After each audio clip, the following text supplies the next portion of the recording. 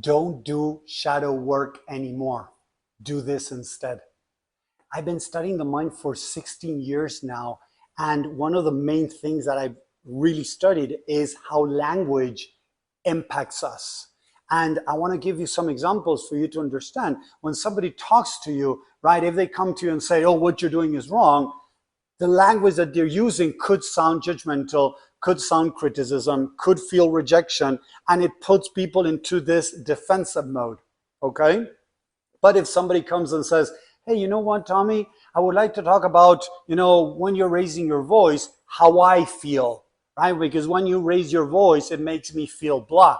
Now, I might not feel so, in a way, judged, criticized, rejected, and I might be open to listening to what the other person has to say. So think about how you react when how people communicate, right? So what does that have to do with shadow work? When we think about shadow work or, finding our darkness, a lot of people shut down to that and don't want to do it because they feel threatened by the idea that they're going to find some flaw, something bad within them, shadow work or dark work, right? So what I realize is that when we go within to heal, we go find a little Tommy, something that happened in my past that is still reliving as if it were happening now because of how the mind works. So instead of doing shadow work, what I invite people to do is light work. Why? Because when you go within, go find little Tommy, that is a part of my light. That is a part of who I am.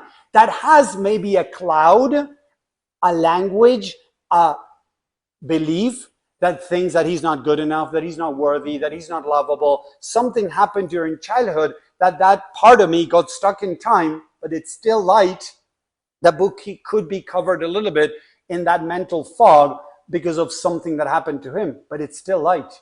So what I'm doing now, when I talk to people that I'm working with and I'm spreading the word more and more, that instead of keep working as let's do shadow work, something that Carl Jung taught, and I love the work of going within and healing, don't get me wrong, into the subconscious mind to find our parts that have been, kicked out, have been repressed, have been ignored, have been outcast, to bring them back and integrate them. I found it that it's much better to call it light work because it doesn't challenge us. It doesn't feel so threatening to go do shadow work than doing light work.